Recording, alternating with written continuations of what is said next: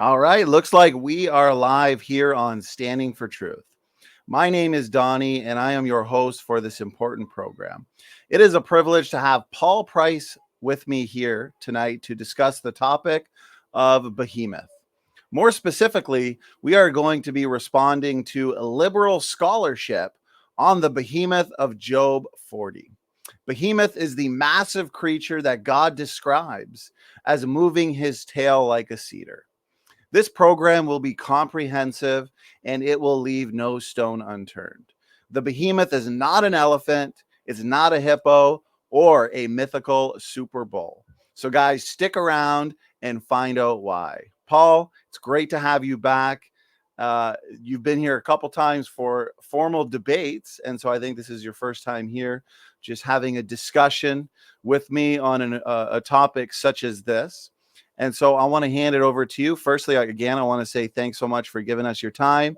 And if you had a few brief words of introduction for us in the audience. Yes, well, I always happy to be here with you, Donnie, and happy to get to take part in this great YouTube channel that you've got going here. And I think what you're doing is really pretty unique on the whole internet, really. I mean, I know you're not the only apologetics YouTube channel out there, but on the other hand, I would struggle to think of anybody else out there that's doing quite what you're doing. And certainly, I would struggle to think of anybody else that's doing it from a truly biblical perspective that isn't a flaming liberal, as we say. So, I mean, you know, if there are other guys out there doing it, I used to try. I was one of the first guys that went onto YouTube a few years after YouTube started. In 2009, I started uploading apologetics videos, and back then, you could get on YouTube and you could click make a video response, and that was just the coolest thing because I mean YouTube was much smaller back then, so it probably wouldn't work in today's world. But in 2009, if you watched a video on YouTube and you wanted to say something in response to that video, you could get on here and upload your own video that responded to it, and YouTube would post your video as long as I think the original video's owner had the ability to approve or deny it. But I don't know if you were Donnie. Were you around? Were you? I know you were around in 2009, so to speak. But did you know? Are you familiar with what I'm talking about? Yes, but I came into the YouTube world in the Google Hangout days. So this was Ah, about maybe 5 years ago. But okay. I do know what you're talking about because I've seen your old videos too addressing some of these critics, but I did come in after the fact, Yeah, it was unfortunately. fun because then people could see your video below the video that you were responding to, Mm, and it would be called a video response. And of course, that would drive traffic to your YouTube channel. So in a way, you were siphoning traffic from the video that you were responding to, which, right. but whatever you may think of that, it certainly fostered, I think, a lot more open dialogue than what we perhaps see on YouTube today. Um, so I was kind of sad when they took it away, and but no, my YouTube channel never really became anything, and that was way before I ever worked for CMI. But that is when I was first learning about genetic entropy, and that was like one of the main things that I uploaded about was genetic entropy and John Sanford's book. Right. But back when I was working full time in the ministry at CMI, one of the things that I had the blessing and the free time to be able to do, I won't say free time, but I will say time that I could utilize for writing on any topic that I so desired. And so I would kind of sit and go on Reddit, and I would go onto these places where atheists were hanging out and trying to beat up on creationists, and I would see what kind of arguments that they were using, and I would look for opportunities to address things that I felt like there was a gaping hole in the world of creation apologetics where we just hadn't dealt with an issue. Hmm. So this is one of those, what I deemed to be a gaping hole was, Right. creationists have been very cavalier about jumping on an identity for Behemoth, and I don't necessarily disagree with the identity of Behemoth being called a sauropod at all. I don't disagree with it, but I do feel like we creationists need to be a little bit cautious and try not to be too dogmatic about exactly what creature it was. I definitely don't agree with the liberal views that you just mentioned. The text does not support the idea that it's a hippopotamus. It doesn't support the idea that it's an elephant, and it definitely, least of all, Yeah. supports the idea that it's a mythical Super Bowl. Which I couldn't even believe that when I first heard it. I was shocked that people were saying it, but And that's the big one being advanced yeah, around currently, Paul, is yeah, the yes. mythical Super Bowl argument. And I want to put this in front of the camera for people. So your articles have been a blessing, including your articles on genetic entropy. You did a debate with us about 2 years ago now. Time flies. Mm-hmm. With Dr. Ron Garrett on genetic entropy. Excellent debate. You did a fantastic job. Thank And you. so in this debate community, it seems like a lot of your critics, they've shied away a little bit from your hippo argument or your elephant in terms of what the behemoth is. And a lot of people are now advancing what you deal with so thoroughly in this article titled Responding to Liberal Scholarship on Behemoth. And so, to the audience, I've already got questions coming in. We are going to be debunking all of the arguments, but we're really going to be focusing on this specific one because I find, as Paul, as you were saying, there isn't that much out there in terms of the young earth creation world responding to this specific argument. But Yeah, before we get into the details on the Super Bowl and liberal scholarship and their take on the behemoth, I want to kind of set the foundation for tonight's show by asking you this first question. And so, Paul, you state in your article right here titled Responding to Liberal Scholarship on Behemoth. To the audience, I do have the article linked in the description box for people to check out. And so you say the traditional biblical creationist viewpoint regarding the behemoth of Job 40 is that it likely represents a very early reference to a living dinosaur post flood. Can you expand a little bit on this and why? A few reasons basically why the behemoth of Job 40 does likely represent a living dinosaur at that time. yeah. And I'll say I listened to Dr. Dan Biddle's presentation the day before Mm-hmm. last week's debate, and I thought he did a great job presenting what I'm calling there the traditional biblical creationist point of view. I say traditional not in the sense that I'm making any grand claims that I can trace this view back hundreds and hundreds of years. I don't know about that. I'm just saying traditional in the sense of um, you know, the modern day biblical creation movement that sort of got its start um, largely with the publication of the Genesis flood by Henry Morris and John Whitcomb. When I'm saying the traditional creationist view, I'm talking about within that context. But the question is going to come up, and it does come up frequently when people come to the realization that there's really no biblical reason why we would say that dinosaurs and man did not coexist. Biblically, we would really expect that they should coexist. And so, if that's the case, then the question comes up, well, if that's true, why doesn't the Bible talk about dinosaurs?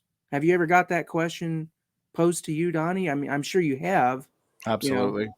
So that's kind of the relevance here, is like, this very well could be an example of the Bible talking about a living dinosaur. Um, and so it gives us, I don't think we have to hang our hat on this verse about, or these verses about the behemoth. We don't have to, stake our whole worldview on this by any stretch of the imagination. But it does seem to fit with a creationist viewpoint, and it does give us an opportunity to answer that objection that frequently gets raised of, well, why doesn't the Bible talk about dinosaurs? Well, it very well may talk about dinosaurs, but the problem is you're talking about ancient history that was written down way before the word dinosaur was ever invented. And so that makes it a little bit more nuanced there, doesn't it? Because you can't just do a word search for the word dinosaur and then come up with 0 hits and say, see, the Bible doesn't talk about dinosaurs. Well, that's a good point too, actually. And I've, in my experience in engaging this topic, the creation versus evolution topic, more so uninformed critics, I would say. But that question does frequently arise, especially in my personal life. Yeah. And personal walk with critics and atheists, skeptics of the Bible. And they'll say, well, where are dinosaurs mentioned in the Bible? And so, as you pointed out, the word dinosaur wasn't invented until the 1840s. And so, can you expand on that? If a skeptic of the Bible were to approach you and ask that question, or mention that criticism, what is the best way to respond, Paul? Well, I think, sort of going back to what I said in last week's debate, anytime you're talking with atheists, you need to be the one asking the questions, not the other way around. And the question I would ask them is, if somebody writing thousands of years ago were to write about a living dinosaur, what would you expect that to read like? In this case, we're talking about written material. So what would you expect that to read like? And can we find anything in the Bible that might satisfy that expectation? That's how you need to approach questions about evidence. You have to ask the question, what evidence should we expect to find? Obviously, we should not expect to find the word dinosaur. It wasn't invented. So we have to go further. We have to think about, what characteristics do dinosaurs have that other creatures don't have? And can we find a description of an animal in the Bible that fits those characteristics? Does that make sense? It does, Paul. And so, if, as we're pointing out here and defending as biblical creationists, that the behemoth of Job 40 likely represents a dinosaur in the post-flood world, how have those that disagree with the living dinosaur interpretation, let's say from the old earth creationist and theistic evolutionist camps, how have they interpreted behemoth? Well, that's the funny thing, is that it's all over the place. It really is all over the place. And that's kind of a good, well, I won't, what I'll say is that they don't have agreement by any stretch of the imagination on how to interpret this verse.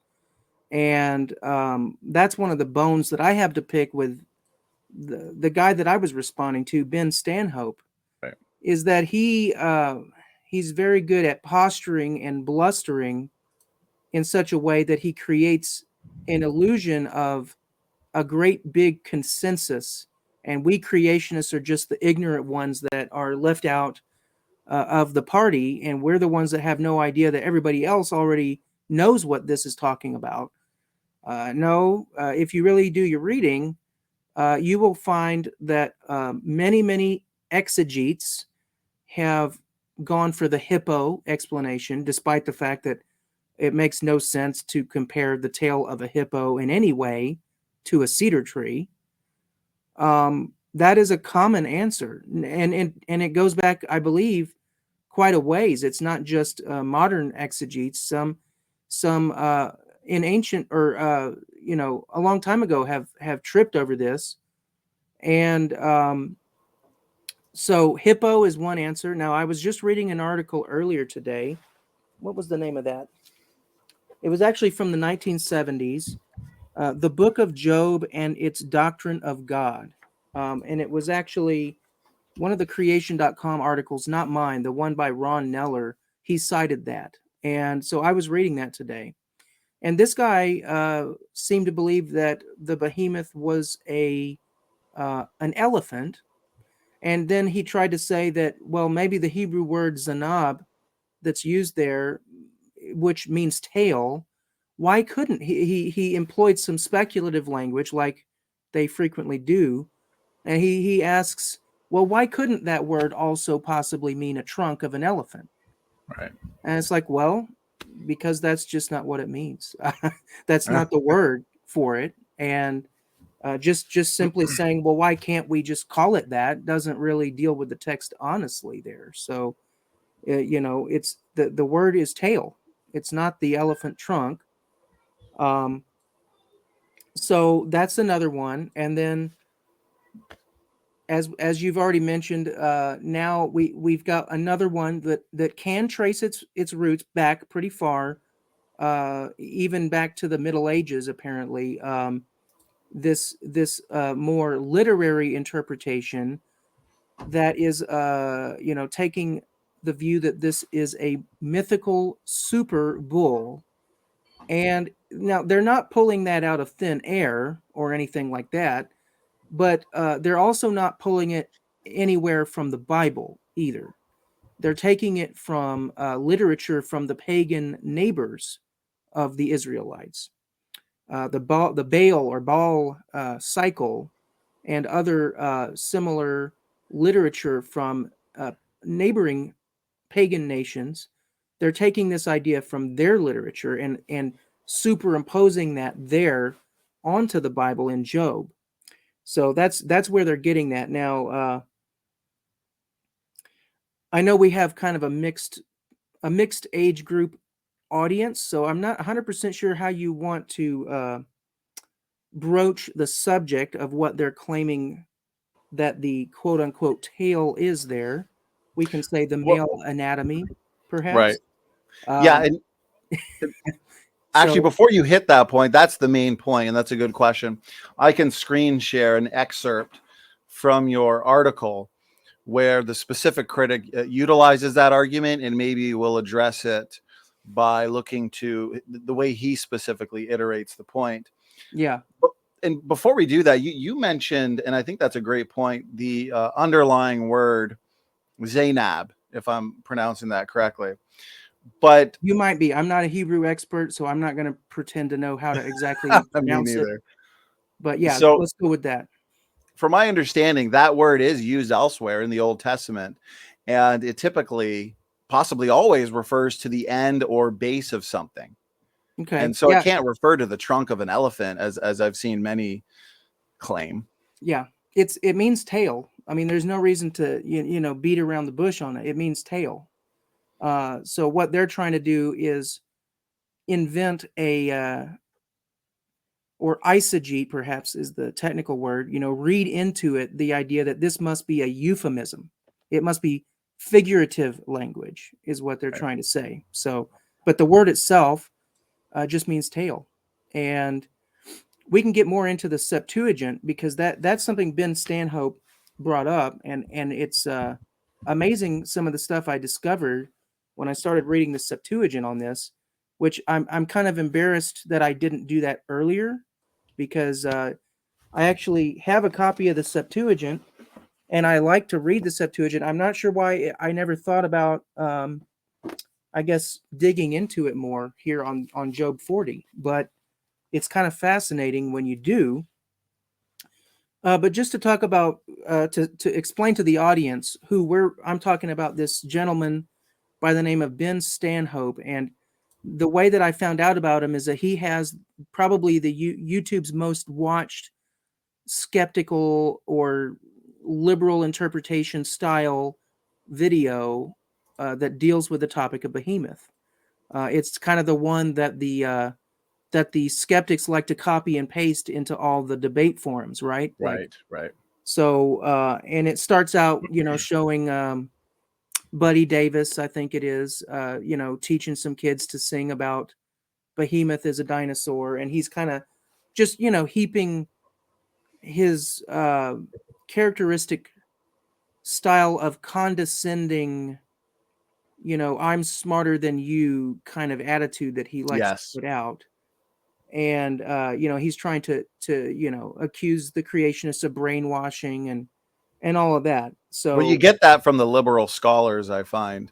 yeah, it's a palpable attitude of condescension of Right.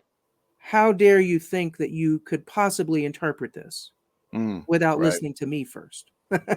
So he has a bachelor from the Southern Baptist Theological Seminary, and a master's from master's in manuscript cultures from Hamburg University. So if you go to Europe to get your training on the Bible, you're gonna certainly have a good, strong Christian view of the Bible, right? Um, but he's got a YouTube channel. He seems to mainly specialize in spreading this highly mythologized interpretation of the Bible.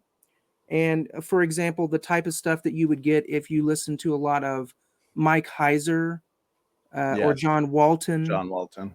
these type of people who have no pretense of respect for the doctrine of inerrancy, of the idea that if the Bible says something and in plain language, there's no textual reason to believe that it's mythology or that it's non-literal, then it is non-literal. We go with what it's literal. If the text indicates that it's literal, if the context doesn't indicate that we should take it non-literally, then let's Exactly. take it literally, right? So one of his videos, for example, is called "The Earth is Flat in the Bible. Get over it." Yeah. Right? So Yep. I've seen that. this is what we're dealing with. This Mhm. Mike Heiser style, well, the Bible teaches this false cosmology of a flat Earth, and they were just wrong about it. But that's okay because, they kind of redefine the concept of inerrancy to mean it's okay that they teach something false as long as it was commonly accepted in their day or something along those lines. So, yeah. It's really sloppy, in my opinion, Bible hermeneutics, because as you've put it, we are supposed to take the text literally, not this kind of wooden literalism, of course, unless what we're dealing with is clearly symbolic Yeah. or metaphorical. But I've also Jesus noticed, said, "I am the door." Do we right? believe that he was literally a door? No. Hmm.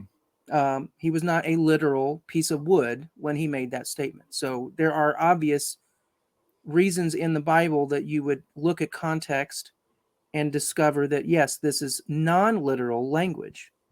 But on the other hand, we can't just do that whenever we want to, just because we don't like what something says. I've also noticed from their camp specifically, the Michael Heisers, John Waltons, Dennis Lamoureux, and then a few of your YouTubers like Inspiring Philosophy and Rob Rowe from Sentinel Apologetics, they will utilize these arguments from the scholars that we're debunking tonight. And what they will do is take pagan sources, pagan literature, and interpret the Bible in light of that pagan literature. Have you found the same thing, Yeah, Paul? well, absolutely. And what they will say is that, well, obviously you have to do that because that was the time period that the Bible was written in. That was the culture the Bible was written in.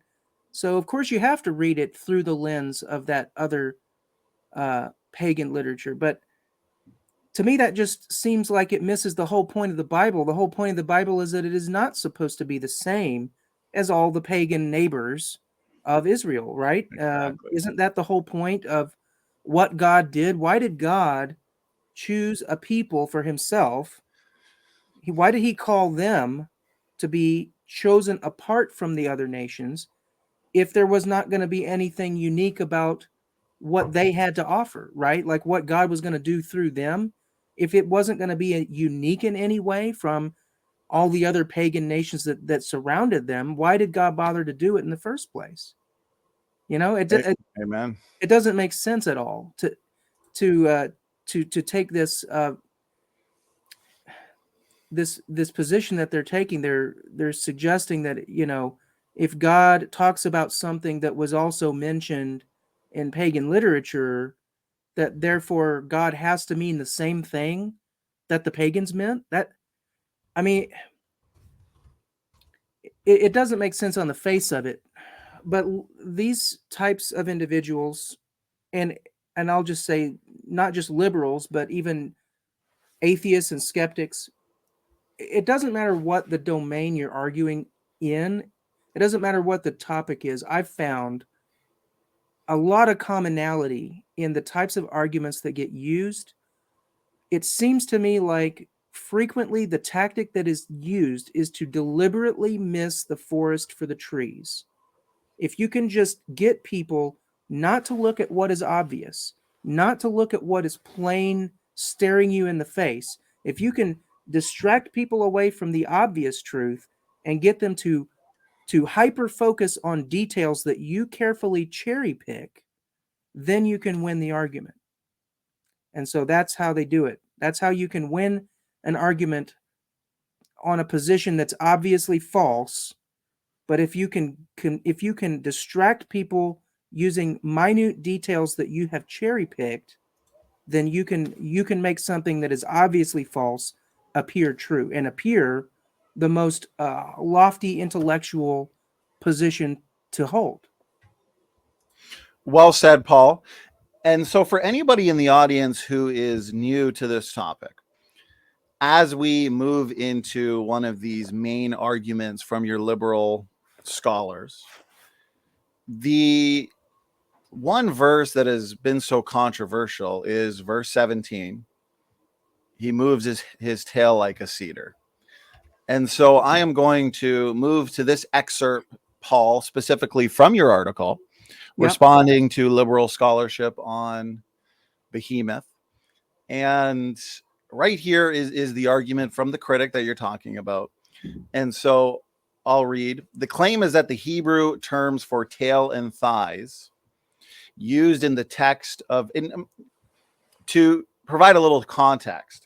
If you look at the passage itself, he moveth his tail like a cedar. He moves his tail like a cedar. There is no living animal today that could fit that description.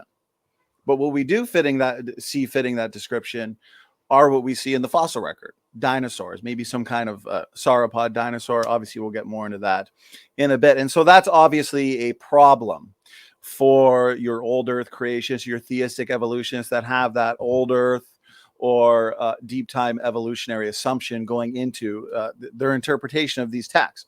And so here the main argument is they are saying that these Hebrew words for tail and thighs used in the text are both used metaphorically and euphemistically to refer to the male anatomy, the reproductive organs of a bull specifically. And so my question to you, Paul, is what is the best way to approach that claim, and what is the best way to refute it? Yeah. The best way to approach it, going back to what I said before, don't allow yourself to miss the forest for the trees. Don't allow yourself to get drawn into a rabbit trail of, well, this culture used a cognate word in this literature from 300 years later, and in that case it was a euphemism.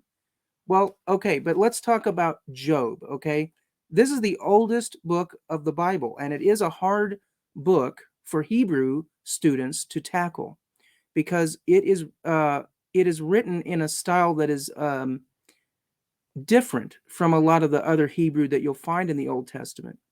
And I think that's a good indicator that it is an extremely ancient book. And that is what was being argued in that article I was reading earlier today, is that the Hebrew is very difficult. It has a whole lot of strange language that is not found elsewhere.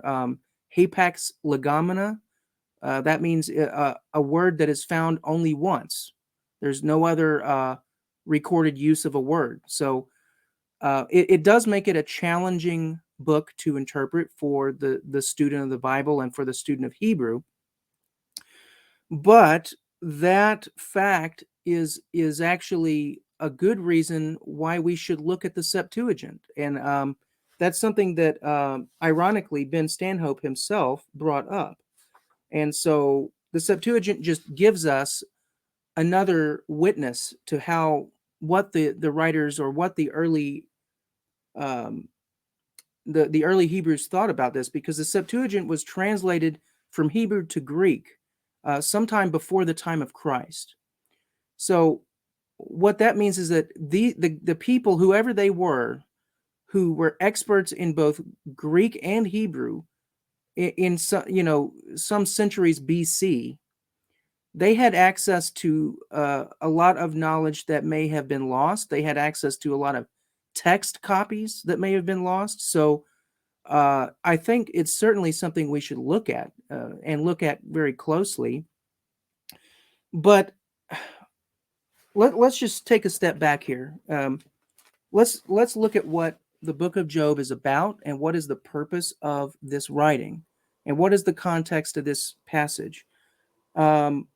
Job is, first of all, Job had just gotten a lot of bad advice, correct, from three witnesses who were not necessarily always saying the correct thing. So that's another difficult part of the book of Job, is that you can't just open the book of Job and point to a random verse and say, this is what the word of God says, right? Because a lot of the book of Job is a quotation of somebody who's not even telling the truth. So that's kind of the context of what's happening here, is that God is rebuking these false witnesses, and God is pointing people to his works of creation to show how much more intelligent God is than we are, right? That's the point of this. How much more intelligent, how much more powerful. And so God is rebuking Job for questioning him. And he's rebuking these other three guys for their nonsense that they were trying to spread.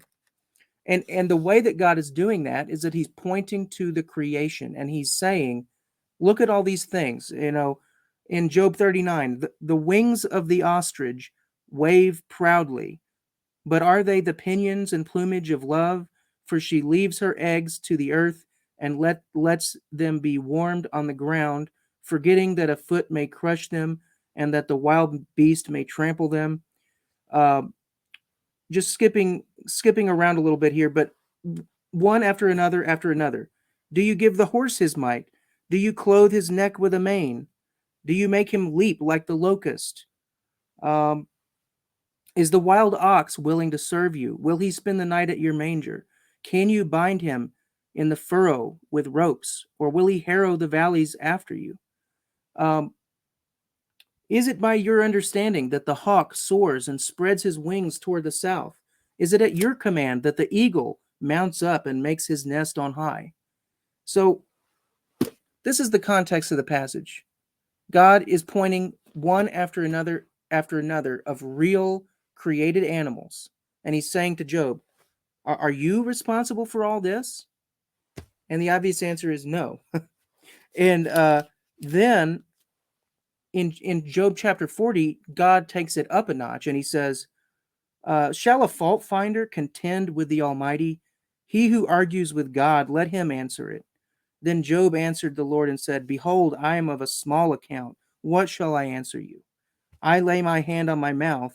I have spoken once, and I will not answer, twice, but I will proceed no further. So Job is being humbled by God here. And then God says, dress for action like a man. I will question you, and you make it known to me. Will you even put me in the wrong? Will you condemn me that you may be in the right? Have you an arm like God, and can you thunder with a voice like his? So this is how God is responding to Job. And now that God has kicked it up a notch, he says, "Behold Behemoth, which I made as I made you. He eats grass like an ox." So right there, like an ox. So does that mean is God saying an ox is like an ox? A super bull is like an ox? Behold Behemoth, which I made as I made you. Right there, God is saying this is a real creature. I made this creature just like I made you. Is Job a piece of mythology? No. Behold, his strength is in his loins, and his power in the muscles of his belly. So God is drawing attention to the sheer might of this creature, whatever it might be. He's drawing attention to its power and the way that it is fearsome and deadly and dangerous. He makes his tail stiff like a cedar. The sinews of his thighs are knit together. His bones are tubes of bronze. His limbs like bars of iron. So, okay, again, don't miss the forest for the trees. What is the purpose of this passage? It's as clear as day, right? He is describing a creature in such a way as to draw attention to the fearsome and dangerous and powerful nature of this beast, the greatest of God's creations, right? So to respond to this claim that all of a sudden right here, God suddenly switches to talking about a piece of mythology, and not only does he do that, but he suddenly, instead of talking about the actual um, characteristics in a literal sense, like he has been for the entire rest of this passage in this book, suddenly he uses a euphemism to talk about the male reproductive anatomy of this mythical super bull. How does that achieve the purpose that God is trying to achieve here? How does that fit in with what we're reading? You just have to do a gut check, right, for this claim, and it doesn't pass the smell test. It doesn't make any sense to claim that God is just suddenly out of nowhere starts talking about virility and reproductive anatomy. In the context, he's talking about this creature being dangerous and powerful. Why would he start talking about reproductive anatomy in that context? It doesn't, for me, Right. even if I weren't a Christian, even if I didn't believe the Bible, I would still have a very hard time accepting this claim about this passage. But I think they're as you said, they're having to go here because they've been backed into a corner. Nothing else really. They can't think of any other way to try to debunk this, so to speak, from their perspective. And so this is kind of what they're jumping on. And um, Ben Stanhope makes a lot about this word "thigh," which he is claiming is a euphemism for testicles. The thigh, he claims, is used elsewhere, and maybe it is, but we're not talking about elsewhere. Right. We're talking about here, right here. What is the reason why you're trying to claim this is a euphemism? I don't see any textual reason why you would even go there. And so, just to go to the Septuagint real quick. The Septuagint is as I mentioned, it's the ancient Greek translation of the Old Testament by Jewish scribes in the time before Christ. And this is actually the Bible that was in use by the Hellenized Jews of Jesus's day. Now, when I say Hellenized Jews, I'm talking about because of the conquests of Alexander the Great. What happened is that Greek became the lingua franca of that whole region because of Alexander the Great. And there became whole communities of observant Jews who couldn't even speak Hebrew. They were Greek speakers. So naturally, they needed to be able to read the Bible in their own language that they could understand.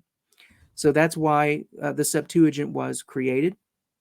And just like any other manuscript, we don't make a claim that the Septuagint is infallible.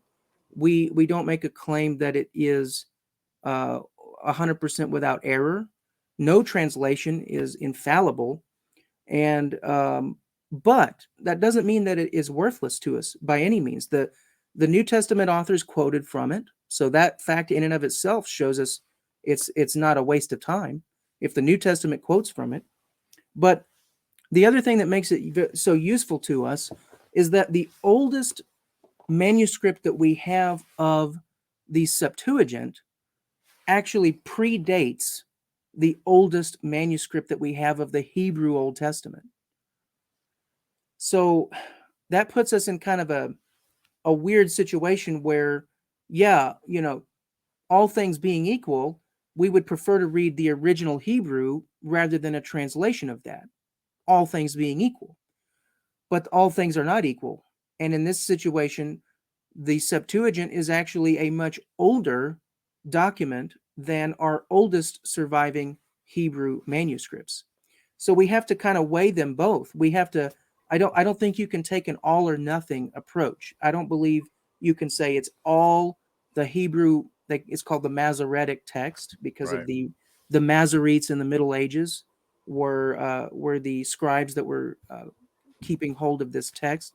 We can't say it's all one and we can't say it's all the other. The Bible doesn't leave us that option because there are places where the New Testament quotes the Old Testament and it actually disagrees with the Masoretic text, but it agrees with the Septuagint.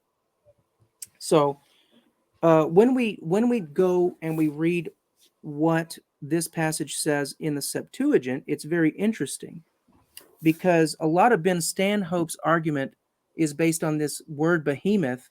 He claims that this word behemoth etymologically means it's a plural of cattle. So, but the problem is we don't derive word meaning from word etymology. Those are two different things. Sometimes you can, but other times you'll get very seriously misled if you try to do that. And I think the example I used in my article was the German word Tier is actually the ancestor of our word deer in English because English is a Germanic language. So if you look at the history of the word deer in English, it goes back to the German word Tier. But Tier doesn't mean deer. Tier just means animal.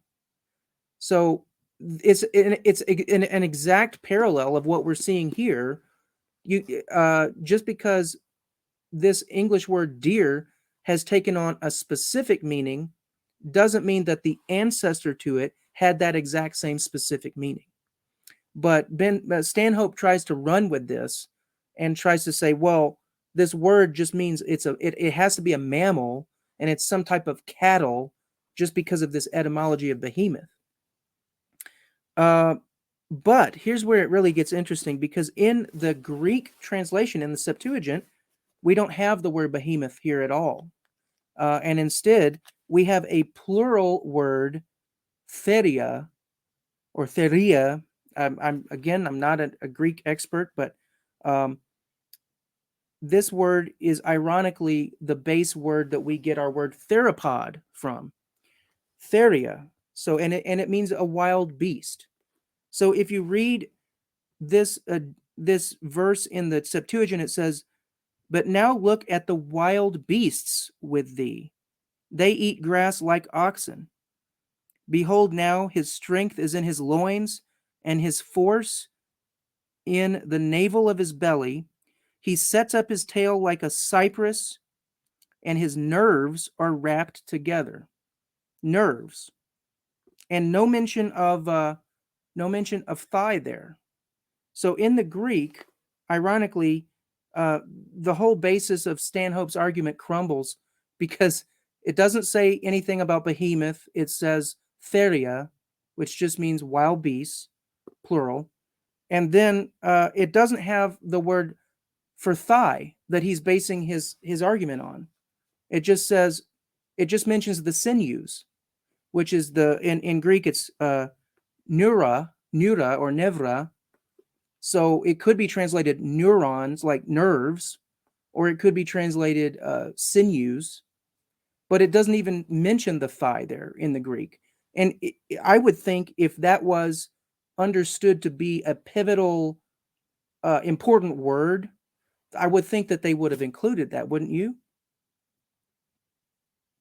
Absolutely. It's a hard thing to explain. If that word thigh is supposed to be a key to interpreting and understanding this passage, why did the translators of the Septuagint not even include it at all?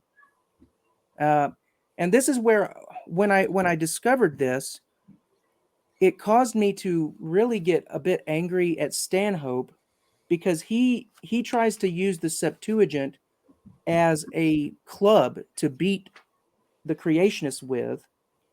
And yet, if he had bothered to read it, he would know it doesn't actually support his claims at all. So that was quite shocking when I discovered that.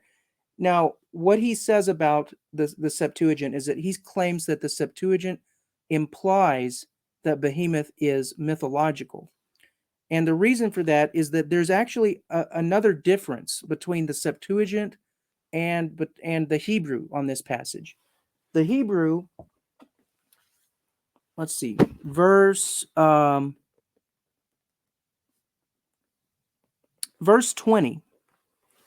Well, we'll start at 19. He is the first of the works of God.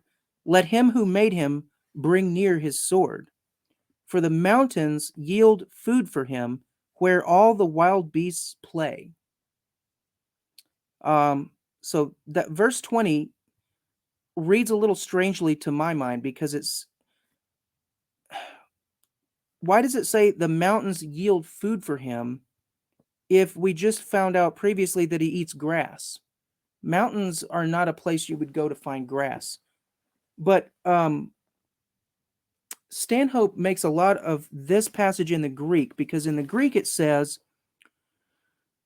when it doesn't say anything about beasts playing. It says, when he has gone up to a steep mountain, he causes joy to the quadrupeds in the deep. Well, that means that's kind of different, isn't it? When he goes up to a steep mountain, he causes joy to the quadrupeds in the deep. And to my mind, what that is saying is he's so fearsome that when he goes high up, these creatures that are in the deep are happy about it, because they don't want to be anywhere near this behemoth, this ther in the Greek. They don't want to be anywhere near this creature. So when he goes up a mountainside, these creatures in the deep are happy about it. Now, in the Septuagint, that actually makes sense in the context of what God is saying here. In the Hebrew, it doesn't actually make sense in the context of what God is saying. The mountains yield food for him, where all the wild beasts play. Yeah, I don't get how that fits in. It's a little bit odd. So it's interesting that Stanhope brought up the Septuagint here. Now, the reason that Stanhope brought it up is that the word for the deep there is Tartarus. So Stanhope wants to say, well, Tartarus is a mythological place, so therefore this is mythology. The problem is the Bible doesn't teach that Tartarus is a mythological place. I'm sure you're familiar with the book of 2 Peter in the Bible. Let's see, I have it. 2 Peter 2:4 mentions Tartarus as an actual location, not as a mythological concept. You familiar with 2 Peter 2, where he talks about Yes. the angels that sinned were cast into Tartarus? Yes. So that same word Tartarus is here in Job chapter 40, talking about this, quadrupeds, whatever that is, four-legged animals. Apparently, there are four-legged, according to the Septuagint anyway, there are four-legged animals in Tartarus. So I'm not sure whether this is literally talking about the same place that the angels were cast down into. I'm not sure if it's talking about that, or if that was just an ancient term for a very deep, low place, perhaps. So I can't give you the answer on that, but there's certainly no reason to claim, as Stanhope does, that just because he uses the word Tartarus here, it has to be mythology. That's a really poor argument from a biblical standpoint. Right. But it's interesting how, to my mind, and I'm, this is just my opinion, but to my mind, this verse actually makes more sense in the Greek version. So I don't know, maybe maybe the Masoretic text had a bit of a corruption on this spot. I'm not sure. But it says he lies under trees of every kind by the papyrus and reed and the bulrush. And the great trees make a shadow over him with their branches. And so do the bushes of the field. If there should be a flood, he will not perceive it. He trusts that Jordan will rush up into his mouth, it says in the Greek.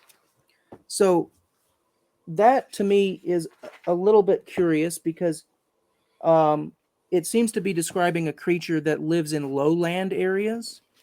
And it, I'm not going to say that a sauropod could not eat grass. Stanhope tries to say that. One of Stanhope's arguments is, well, sauropods eat from trees, and so it can't be a sauropod.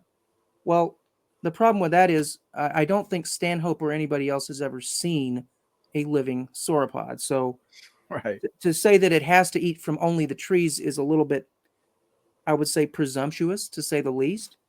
But on the other hand, this does seem to imply maybe a lower center of gravity for the head, maybe. I mean, this is why I'm not 100% on board with saying it's a brachiosaurus or, one of these super long-necked creatures. It is a bit curious if he did have a super long neck. It is a little bit curious that it's not mentioned here. But on the other hand, I guarantee you, if it were mentioned, they would be saying it's a giraffe, right? Right. So, you can't win for losing with this crowd. But And Paul, if I could jump in real quick. Yeah, please do. This photo here I took from your article. And so you point out as one of your responses in some excellent points there, I think you nailed it with the context. The context dictates that what we're looking at is a representation of a massive beast and its power, its strength. And so in light of the aspects of Behemoth that God's pointing to, it wouldn't make any sense that once we get to tail and thighs, suddenly it becomes a euphemism for reproductive organs. And one point that you made that really stood out to me, elsewhere in Job, it talks about an ox, and then it also says he eats grass like an ox. Well, a bull would by definition be an ox, correct me if I'm wrong. And so he's saying, I don't know if we need to split hairs, but it certainly is weird that, if it's essentially the same creature, why is he comparing it to that creature? Right. That doesn't make any sense. An ox eats grass like an ox. Seems like a bad way of communicating it. And there's a fallacy out there. It's called the illegitimate totality transfer fallacy. And you brought up a point where these specific critics, these liberal scholars, they look to the underlying Hebrew word for thighs. Yeah. And they say, well, that Hebrew word is used elsewhere to indicate testicles. Is that a correct representation of their argument? Yes. They say it's used in other places. And by the way, these places they're talking about are like from the Middle Ages in some cases. So way later. Yeah. But they'll point to certain examples of that they have cherry picked, and so they'll try to, as I said, they'll try to claim that because it was done elsewhere, it must be the case here as well. Right. And that's a fallacy. Again, that's the illegitimate totality transfer fallacy, where you assume that because a word means something here, it means the same thing in every single one of its cases. I'm going to have to try to remember that. Yeah. And so, illegitimate totality transfer fallacy. It's a mouthful. Say that one 10 times fast. But the second you pointed out that argument, that line of reasoning, right off the bat, it made me think of that specific fallacy. And so as you move through the context, Paul, you nailed it. The context dictates that what we're looking at is a real animal, because all throughout Job 40 here, and it's surrounding context, we see God talking about real animals. And so why then, when we get to Behemoth, he's describing some mythical or supernatural beast? But with this picture here, Paul, can you speak to this a little bit? You pointed out that the behemoth doesn't necessarily have to be your Brachiosaurus, where it's this massive neck. Well, it could be a sauropod with a tail like a cedar, as we see here in the picture, but with a shorter neck. And therefore, that specific creature could most certainly eat grass rather than one of these long neck sauropods eating from a tree. And I did find that image on a Google search. So Stanhope, you can win your point here. I did use Google to find that image. He tries to take me to task because he thinks I used Google to find that image. Well, I did. So congratulations, Ben. You win a point there.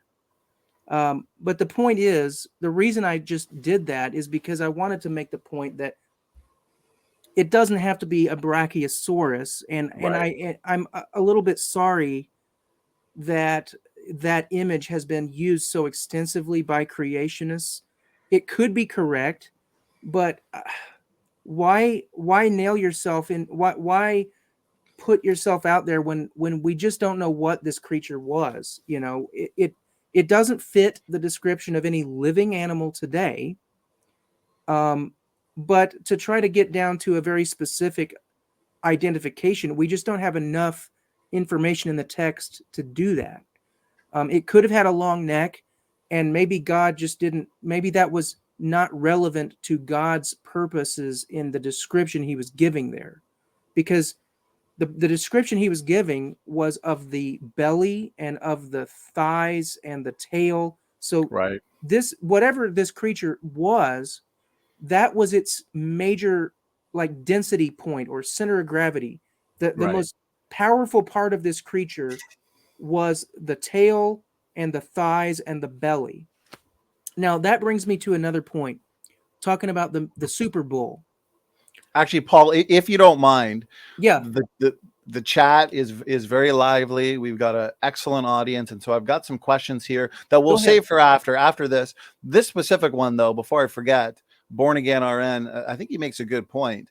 And he says, question for Paul, when Job 40 verse 15 compares Behemoth to the ox, isn't Job assuming his readers know this is a real animal like the ox, right? If he's comparing it to a real animal, why would that which he's comparing it to, the behemoth, why would that be mythical or not real? That's kind of the point that I was making, is that if you read the context, it couldn't really be any clearer.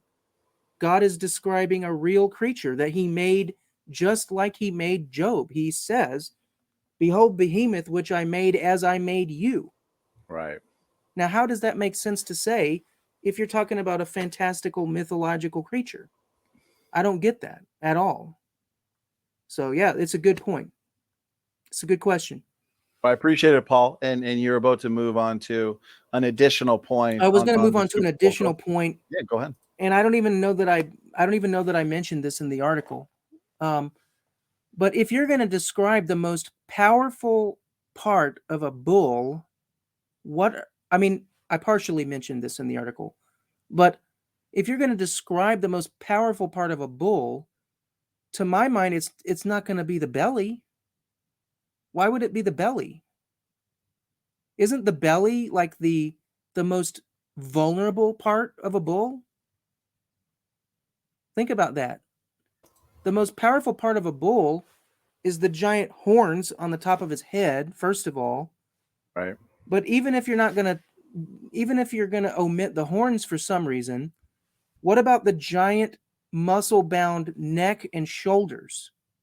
Wouldn't that be the most powerful part of a bull? The giant muscle-bound shoulders and neck. Like that's where the center is of a bull. mass, center of mass, if you will, right? They're front heavy so that they can ram into something and do damage to it. They're not back heavy. Their center of mass is not the tail and the belly and the thighs. So you have to, I don't want to sound condescending here because that's what my opponents are doing, but I just cannot understand the logic of how you could read this and come to that conclusion in any reasonable way. It's just, it's to me, it shows that they are grasping at straws, basically.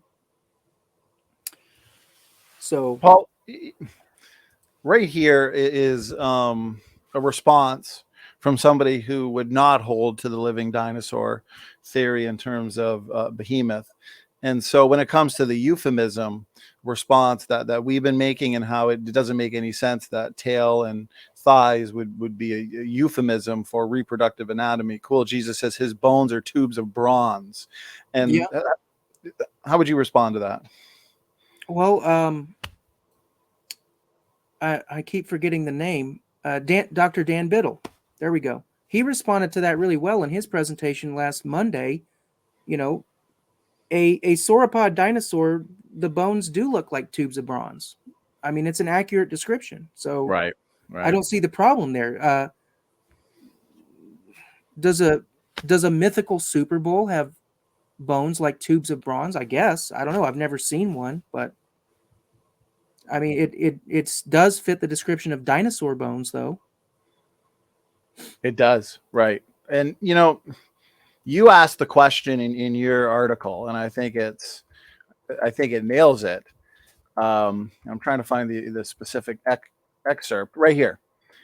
And so you asked the question: if God had intended to refer to the literal tail and thighs of Behemoth in Job 40:17, which I think anybody going into this text, Paul, without an evolutionary bias or an old earth assumption behind their exegesis, they would understand, yeah, tail like a cedar. And so how, if God had intended to refer to the literal tail and thighs of Behemoth in Job 40:17, how could he have been any clearer? That's the question, isn't it? Because that's what you have to ask. And that same question also applies in a lot of other places in Scripture where liberals want to try to tell us that God didn't mean what he said. That's what you have to reply. How could he have been any clearer if that's what he had meant? If God had meant to say he created in 6 days, how could he have been any more clear than what he said in Genesis 1? Right. I'm not sure how he could have. And the same thing applies here. If God had meant to describe literal tail and thighs in the Hebrew, how could he have been any clearer? Now, according to Stanhope, the word for thigh is a less commonly used word. So maybe he can try to make an argument there. Well, he does use that as one of his arguments. Why did they use a less common word for thighs there? And I don't really know the answer. It's a speculative question. Why does anybody choose the word that they choose at the moment that they choose it? But the reply there would be, why doesn't the Greek translation even include the word thigh at all there? I don't know. Paul, I think you've already nailed it though with the context. Yeah, because your major theme in this amazing description of the body of Behemoth, it's the muscles of its belly, the thigh, the bones, its limbs, its loins. It's meant to convey its incredible strength and power, not its mating features. It's out of its context to go from its thighs, its the muscles of its belly, the power behind the Behemoth, to now just randomly for no reason at all talking about its mating features. It doesn't work. Yeah. And another big argument that Stanhope uses and others like him are using is that they'll say, well, Behemoth is mythological because it's associated with Leviathan, and Leviathan is mythological. Right. Now, the problem there is, again, they're they're basically, just like they've been doing all along, they're assuming what they're trying to prove. That's the whole thing under debate. Is Leviathan and Job mythological? There's an article that I highly suggest everybody read, because Stanhope claims that nobody has addressed this, but my friend Lita Sanders has addressed it. Okay, if you go to creation.com, I believe the URL, I had it written down, and I don't know which of these papers I had it written down on, but it's creation.com / I believe it's Leviathan, real or symbolic. I believe that's the URL, like with hyphens in between each word. Leviathan, real or symbolic. You've got to check out that article, because it's so important to understand. Just because God in a different place, or really we can say Isaiah and the psalmist in a different place in the Bible, in a completely different context, just because they use that word Leviathan in that other place, in that other context, to refer to a multi-headed mythological creature, that does not prove that in the book of Job that is what is meant. You have to look at the context. You always have to look at the context. So in the context of Job, it is clearly not talking about a multi-headed serpent, mythological multi-headed serpent. That is not what is being described in the book of Job. So again, it's a bait and switch. Yes, there is a different place in the Bible where God talks about Leviathan in a mythological context. Right. And he's doing it for theological reasons, because he's showing that he is stronger than the false gods and false mythology of Israel's pagan neighbors. So in that context, that is why he's doing that.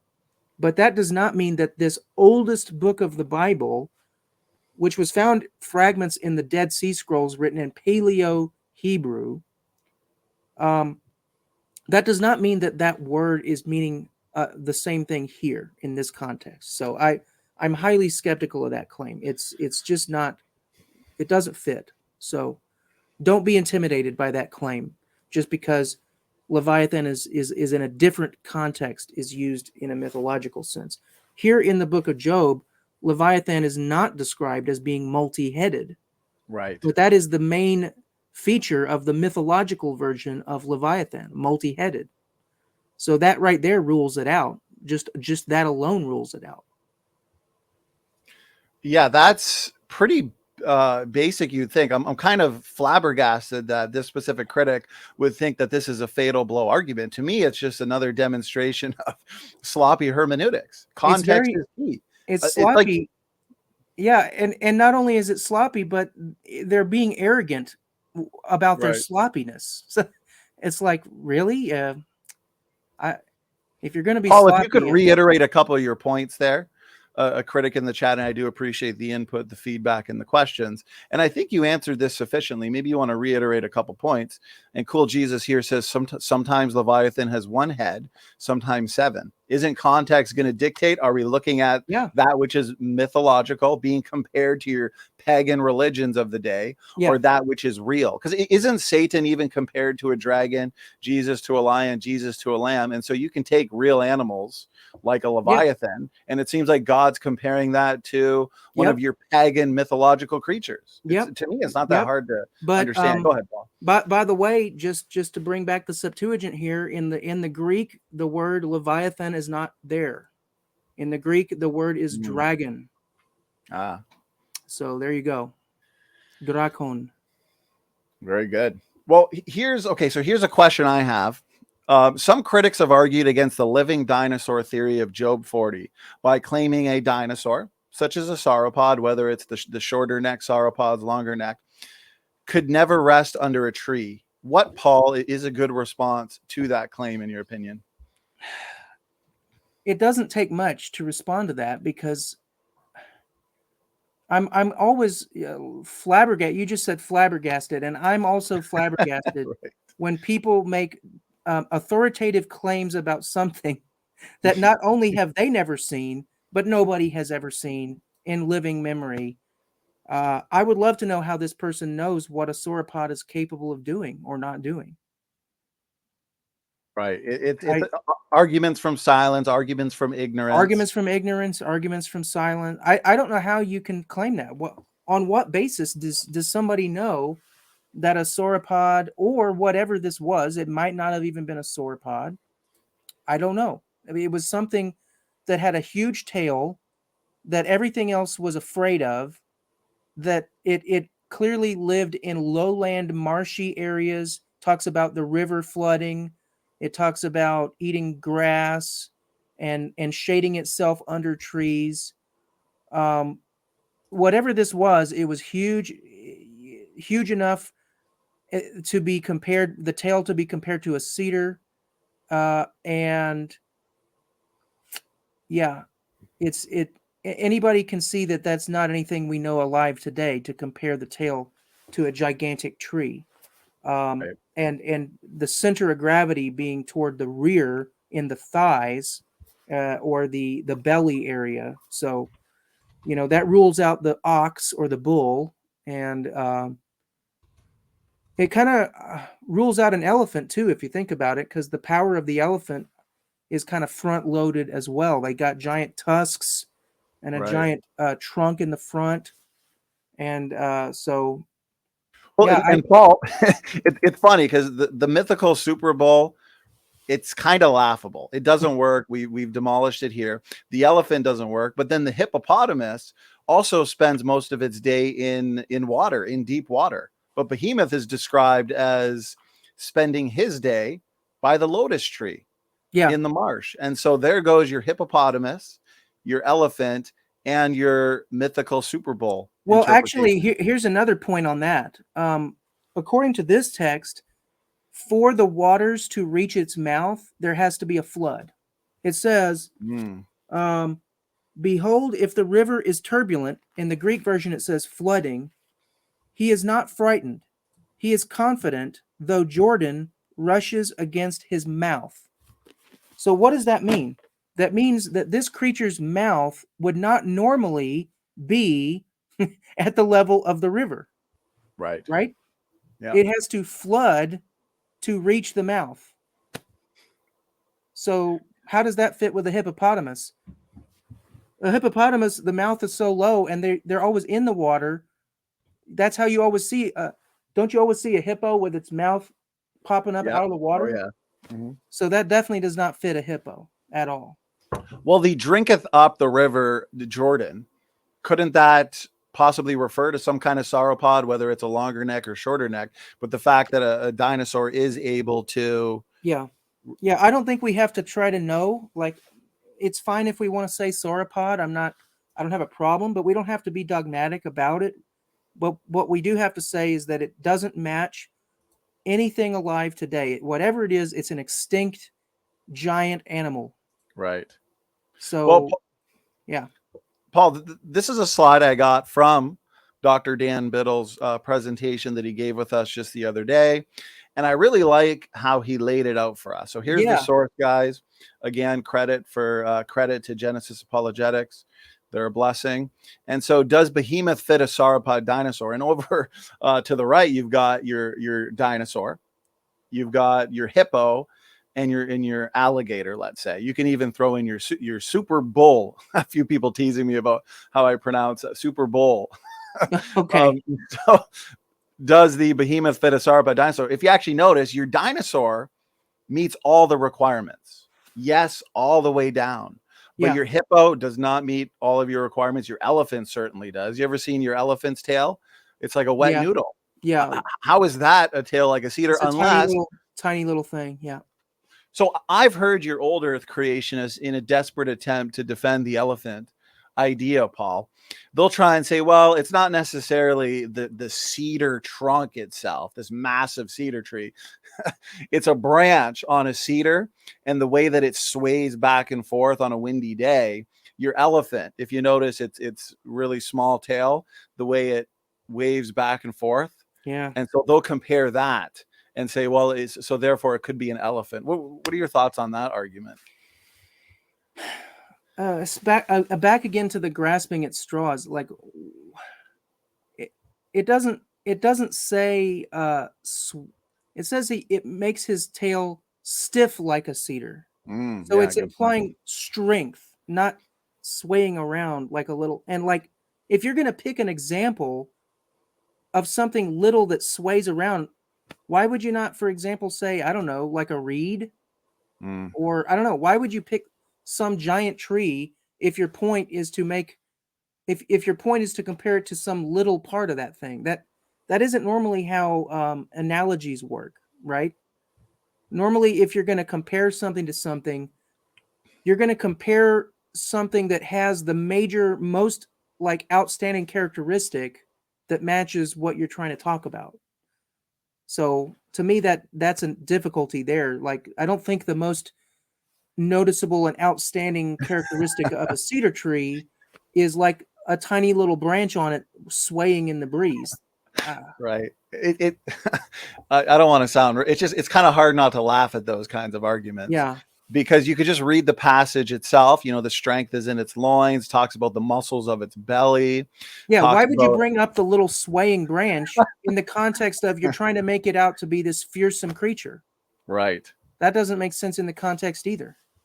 It's talking about how he can drink up an entire river. His bones are as strong pieces of brass. But notice in the passage, Paul, how God is comparing his bones to pieces of brass.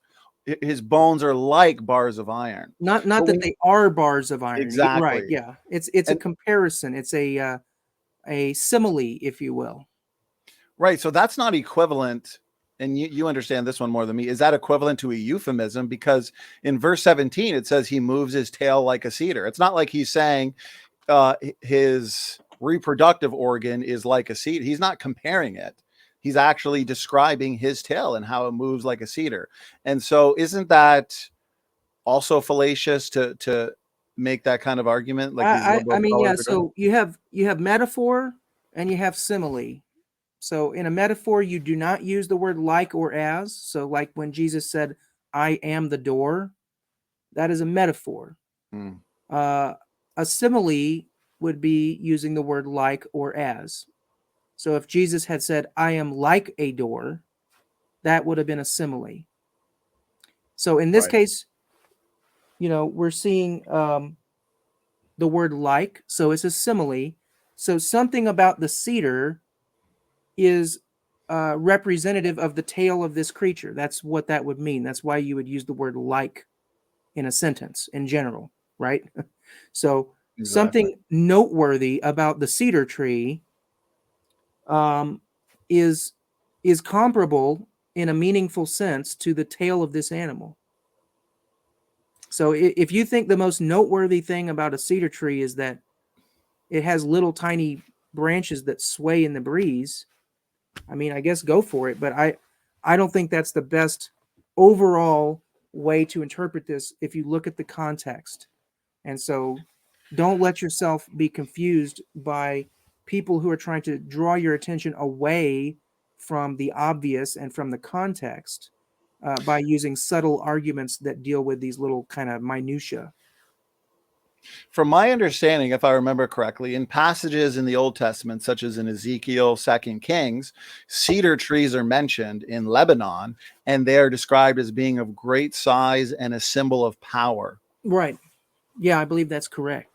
So, and so now Job 40, suddenly cedar's mentioned, and we're just going to interpret that as being a little flimsy branch on a cedar, even though cedar trees have been known in that area to again be of great size and power. So it makes sense. And we don't even, again, I don't think that's a bad argument at all, but we don't even have to go that far with it, because any tree, what is the most noteworthy characteristic of really pretty much any tree? Is it not if you're going to compare a tail, so obviously the tree has a trunk, right? So the analogy would have held up with any tree mentioned there, because trees have a big, thick trunk. That's what separates a tree from like a bush or like a weed on the ground, right? Like trees have big, thick trunks. So to me, like, because in the Greek, in my translation of the Septuagint, it actually says cypress, which is interesting. That'd be an interesting thing to kind of dig into as to why there would maybe be a different word there, or could those words overlap in the ancient Greek? I'm not sure. It is a translation, so there's always a little bit of uncertainty there. But I think the noteworthy part of, if you're going to compare a tail to a tree, let's just say that it didn't even say the word cedar. Let's just say he moves his tail like a tree. Wouldn't that in and of itself still pretty much make it clear, even if it was just generic and just said tree? What creature what creature alive today has a tail like a tree of any kind, right? None. And None that's that I can think of. And if Behemoth, which it sounds like it is a representation of a living dinosaur, well, that goes against the entire evolutionary narrative, the deep time narrative. There's some critics in the chat saying, why, as a young Earth creationist, why don't you just assume that all your dinosaurs went extinct pre-flood, and therefore you don't have to interpret Behemoth as being a dinosaur? What's a good response to that, Paul? Well, because they had to be on the ark, because God said 2 of every kind onto the ark, so they didn't go extinct at the flood, because that was the point of the ark, right? But I could flip that question around. As an evolutionist, why can't you just say that that dinosaurs are living dinosaurs, right? You've heard the phrase living dinosaur, right? Oh yeah. So do you think that if we found a living dinosaur tomorrow, that all of the academies of the world would suddenly renounce their belief in Darwinism? Nope. I don't believe that for a moment. I think they would and they'll even admit that, no, in the same way that we've discovered the coelacanth, Wollemi pine, these species of. If a Wollemi pine can be a living dinosaur, why can't a dinosaur be a living dinosaur? Exactly. I don't know. Why are we even arguing about this? I don't know. But if God was meant, if God was trying to convey a description of a dinosaur, the chief of his creation, that makes sense. They were looking at some kind of dinosaur with Behemoth and Leviathan. How else could he have conveyed that better than the way he did? That's the question I'd like to ask these critics. Yeah, me How too. else would you? Because to me, it seems like he explained it perfectly, especially with the tail. That is a defining feature of a lot of these massive creatures. Yeah, but that they just don't want to be able to say that.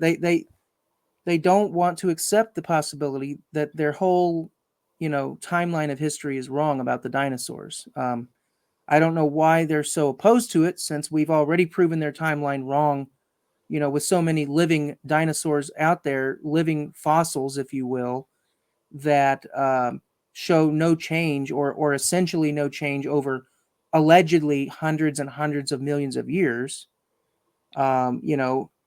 It just goes to show that the evolutionary worldview is the very thing that they accuse us of believing or of having. It is an unfalsifiable worldview. Evolution is unfalsifiable because there is nothing we could discover that they couldn't spin in such a way that they can explain it away. So that's why it's unfalsifiable.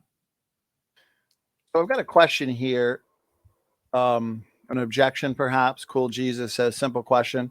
Why doesn't any of the Jewish art or the illustrations in ancient Jewish manuscripts or Christian show a dinosaur? Behemoth always a bullish type creature. Because we don't have any ancient Jewish manuscripts. That's why. Our Jewish manuscripts go back to the Middle Ages. So people in the Middle Ages did not know what a living dinosaur from the book of Job looked like. Now I actually do think there were some potentially living dinosaurs around, just like Dr. Biddle pointed out in his presentation. There is some evidence that we do have representations from the Middle Ages of living dinosaurs. Oh yeah, lots of them. But in this particular case, it seems that the memory of this creature had been lost to the sands of time. And it seems like some Jewish interpreters have conflated, because there are these other extra biblical traditions about Behemoth and Leviathan or similar named creatures.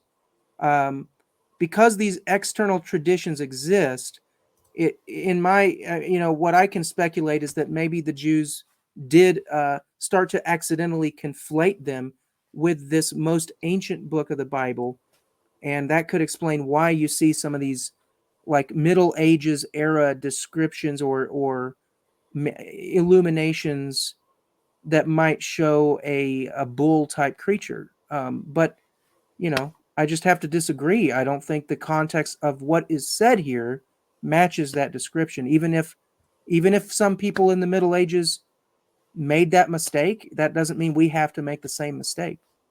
Exactly. So the question then is, Paul, does an appeal to extra biblical literature, this is what I'm seeing here, in the Middle Ages, which is centuries after the book of Job was written, help the case for liberal scholars and critics of this prevailing view of Behemoth? No, it doesn't help, because they're putting the cart before the horse. Job is the most ancient thing, not these other things that they're appealing to. So if there was any, influence, it would have been the other way around. Job is a lot of scholars believe Job may have been written around the time of Moses, or potentially even further back in the time of Abraham. So Job is an extremely interesting book because of how ancient it is. We cannot just assume that just because words Behemoth or Leviathan were used much later to mean something very different does not prove to us that that is what is meant in this most ancient book of the Bible. I've heard from some of these critics, even with some of these secularists, that do recognize the interesting reality of all these dragon legends, over 80, I believe, around the world, historical accounts from Alexander the Great, Marco Polo, so on and so forth. Herodotus, I think. Herodotus, however you pronounce that. Herodotus, yes. And I'm not saying they're all legit. They're all 100%. Some of them are embellishments. Some of them, I'm sure, are frauds. But there's too many to discount all of them. But I've actually heard some of these seculars, they acknowledge, yes, this is interesting. And so the reason we get these depictions of dinosaurs in artwork, these historical accounts, so on and so forth, they'll say, well, because some of your ancients, they would have found one of these dinosaur fossils in the dirt. And so they drew it or depicted it based on its fossil and not a real quote unquote dragon. It's hard for me to believe that people really would advance that argument. It really is hard to believe, because to say that the ancient people, according to what these same critics would call those people pre-scientific, right? Right. So these pre-scientific people were somehow able to do just as good a job at reconstructing a fossil as our modern day scientists. Good point. How do you make sense of that? Isn't archaeology, didn't our first reconstructions drastically fail? Like if you go back to the 1800s, the first attempts to depict dinosaurs based on the fossils were failures, right? The way that the depictions have changed over time, as we've gotten more specimens and more knowledge of the anatomy of how the bones fit together, we've learned a lot about what dinosaurs look like through these ongoing studies over the past century of time of doing post-scientific work on these fossils. So doesn't it stretch credibility quite a bit to then try to say that ancient people with no modern technology, no modern equipment, no modern ability to even to excavate a fossil without destroying it takes some doing. Right. So to think that they could go and piece together these bones in exactly the right way that would just match what we know today, that's a stretch. I find that to be a stretch to say the least. It's almost as weak as the arguments for a mythical Super Bowl here in terms of Behemoth. I still can't believe that that's what they're. I'm just still shocked that that's now the go-to argument. It's a mythical Super Bowl. The word of the day is flabbergasted. I am flabbergasted. Flabbergasted at it. Yeah. And to the previous argument, it's not like these dinosaur fossils or skeletons are just lying on the ground completely intact. And so someone's walking by and they look down and see exactly what this dinosaur looked like. No, they're typically in fragments. They're embedded deep within the ground. Yep. And so and you nailed it when you pointed out, and it's so true, Paul, that if you look at some of the depictions or illustrations of these dinosaurs from 100 years ago versus now, they're drastically different. Yeah. Like one of the things, they used to think that the dinosaurs laid their tails on the ground. Didn't they used to think, like the early reconstructions, they had the lumbering tail of the dinosaur dragging on the ground, whereas today we show them as being much more light-footed and able to run, and their tail is up off the ground. So yeah, there's been a lot of changes. If I remember correctly from Dan Biddle's presentation the other day, he had that information on screen where your giant sauropod dinosaurs, their tails would be lifted off the ground all the time. Apparently, you don't find evidence of their tails. He talked about the suspension bridge thing, which is interesting that he talked about that. That whole concept is why you see the the death pose in the fossil record, right? You know about the death pose with the head back. And that's explained because of the flood. When you submerge these creatures, they've got this tendon that runs along their back that suspends their tail against the weight of their head like a suspension bridge. But it's got tension on it all the time. So if you submerge them in water, now the buoyancy of the water, the tension pulls their head back because they're not designed to be in that state. At least that's one argument I've read. That's a great point. So, Paul, time flies by with you because we're now going on an hour and a half. So I got to say, this is probably one of the most comprehensive shows on Behemoth out there. So to the audience, please share this around. We've left no stone unturned. Paul, this has been, I have felt, much needed. Because these days, a lot of people, they like videos, they like audios, and unfortunately, they're not reading articles as much as maybe they should. But in a life where we're so busy and it's go, go, go, I get emails and messages all the time from people saying how much they appreciate the podcast, the videos, because they can listen as they're working. Yeah. And so you've got an excellent article, again, responding to liberal scholarship on Behemoth. But I think it's amazing that now we have a close to 2-hour video on the topic that addresses all of the best arguments. So let me start. Yeah, Paul, kudos to you on on having the idea to have this talk. I'm glad you suggested it. It was a very good idea, and like you said, it fills another gap. I filled a gap in a way by writing the article when I saw that there was this kind of hole in our arsenal, so to speak. But now this video will also serve to fill a gap because now we have a lot of this, out on the internet in a video form, or even if people are just listening audio, like you said, unfortunately, a lot of times people just don't have the time to put into reading articles that they used to. So, yeah, I'm very glad about it. And I'm very much appreciative over the time that you've taken to study this topic. So to leave no stone unturned, as I said I would, I'll get these last couple questions in from our audience.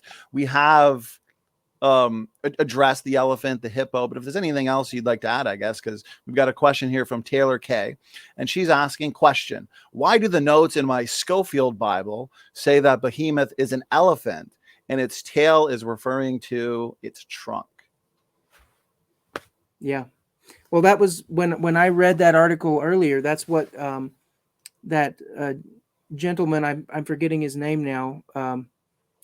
That's what he suggested in the 70s, but it was clearly nothing but pure speculation. He just said, why couldn't the word tail also be referring to a trunk. Why not? Well, in the Greek, the word is ura. It means tail. And there actually is a Greek word for an elephant's trunk, and that word is proboscis or provoskis. So if the Septuagint translators had understood that this was supposed to be talking about an elephant's trunk, it's odd that they used the Greek word for tail to translate it rather than the word provoskis, which is the trunk. I mean, yeah, the trunk is the provoskis, the proboscis. So that's not the word that's in the Septuagint there. And the word in the Hebrew is zanab, which again means tail. Right. So there were other words that they would have used if it had been indicative of an elephant's trunk, like nose or trumpet or, something like that. And I haven't actually, I don't think that the liberal scholars are even advancing the idea of it being an elephant trunk. I think that's just old Earth creationists mostly. It's just more of an old Earth creationist Christian. Somebody just threw that out there, like, well, hey, a trunk is long and thin, like a tail is long and thin, so why can't it be a trunk, right? But lexically, there's not a reason to say trunk there. Right, and you're pointing out elsewhere in the Old Testament that word zanab. It's always referring to the end of something. Okay. Yeah. So right here, you nail it in your article here. Again, to anybody just joining us, responding to liberal scholarship on Behemoth, you point out all these scholars likely accept an evolutionary worldview, and for most of the case, I'd say over 99% of the case, that is a fact. These are theistic evolutionists. And then the old Earth creationists, they're the ones that are basically advancing the hippo and elephant argument, not necessarily the super bull one. And so you point out, as do the majority in the secular academic world, of course, and would thus be unwilling. So they're going into this with that basic presupposition that universal common ancestry is true, the Earth is old, dinosaurs went extinct 65 million years ago. And so they are now forced to basically twist the text and put forth many of just these ridiculous arguments we're refuting tonight. So great work on this article, Paul. Yeah, and Stanhope, he kind of bickers on this point, and he says, well, there are other people that were in the Middle Ages who were saying the same thing, and they obviously weren't evolutionists, so therefore evolution has nothing to do with this, right? Well, no. Okay, just because there was a fringe view out there that was not held by the majority of commentators or exegetes, just because you can find that fringe view out there does not mean that the people today aren't gravitating to that view for evolutionary reasons, because I believe they are. I just have to say again, there's nothing in the text that would lead you to think it's a euphemism. So why are these people gravitating and insisting it has to be a euphemism? How could it have been any clearer, if it were not a euphemism? Because dinosaurs went extinct 65 million years ago. Exactly. Yeah. That's why. That's why. So maybe we'll wrap it up with this challenge then to your liberal scholars of the world, your proponents of this super bull argument on YouTube, Rob Rowe, Inspiring Philosophy, so on and so forth. The question again that we would have, and I'd like to see a sophisticated response. If God had intended to refer to the literal tail and thighs of Behemoth in Job 40, verse 17, how could he have been any clearer? Yeah, and I'll answer that for you. I know what they're going to say because he's already said it. Well, they would use a different word for thigh because they used an uncommon word for thigh. Well, the problem there is, again, whatever the reason for that might have been, the Septuagint translators obviously didn't consider that very important because it just says sinews. It doesn't talk about the thigh there. That's a big problem there. So, yeah. Brandon nailed it. He said Behemoth was a dinosaur. End of story. Amen. Paul, as a final question, I'm going to sneak this one in here because I am curious how you'd respond. So this is an objection or criticism from Bubblegum Gun, and it's an interesting one. So he says, the mere fact there is a specification for clean animals clearly means there was only farm animals on the ark, not these. And he basically points to dinosaurs and bears. What would be a good response? That's not what it says at all. Noah was instructed to bring more of the clean animals. So I think it was 7, wasn't it? Or am I getting that right? 7 of the clean animals and 2 of everything else. It was not only the clean animals that were brought on the ark. Go check the passage from Genesis. It does not say to only bring the clean animals. If that were the case, how is it that all the unclean animals didn't go extinct at the flood? Amen. We've got Iron Matt here who posts Genesis 6:20 of fowls after their kind and of cattle after their kind, every creeping thing of the earth after Every his creeping thing of the earth. Yeah. Right. Everything. Amen. Well, this has been comprehensive. It's been thorough, Paul. You're always a blessing. I love when you're here for debates. We've actually got you for another debate next month, just confirming some final details. So I will announce that later. But again, this has been great. And I would say we have thoroughly refuted the claims that Behemoth could be a hippo, could be an elephant, and could be a Super Bowl. And so to wrap this up, final question, what else could Behemoth be then, Paul? Well, it's kind of how I started out. I'm not willing to say that I know. I don't know what the Behemoth was, but whatever it was, it is something that would fit a description of a dinosaur. It is extremely large, fearsome, the most fearsome thing that God created on land, with a giant tail that can be compared to a tree, a big tree. So I think sauropod dinosaur fits that, but I also don't think we need to be dogmatic about that. We can just say it is an unidentified, very large living dinosaur. Amen. Amen, brother. Somebody just put in a donation, $10. Appreciate it, Ryan. I'm not entirely sure of the question. Maybe you'll understand it. It says, SFT, will you ask Paul to give us a good look at his railroad spike? I'm guessing maybe something in your background. Oh, wow. Ryan's got good eyesight there. There it is. Railroad spike with I believe this was my grandmother's, if I'm not mistaken. Very cool. She used to work for the railroad, so, or it might have just been a gift to her. I can't remember now, but because this looks a little bit more new. But whatever it is, yeah, there it is. A train on a railroad spike. Very cool. Well, Ryan, I appreciate the support for this program. To the audience, we've still got 80 people in the chat, so we're going on 2 up. Yeah, so it's been great. I really can't believe I haven't bored everybody off the stream by now. No, never, because we've progressively gotten more people. Now we're over 80 people. So we could probably go for 10 hours, but we got to wrap it up somewhere. Paul, you've had a long day. And again, this was comprehensive. To the audience, please make sure to share this around, share this on Facebook, share this to your friends, to your family. This is an important topic, the topic of origins.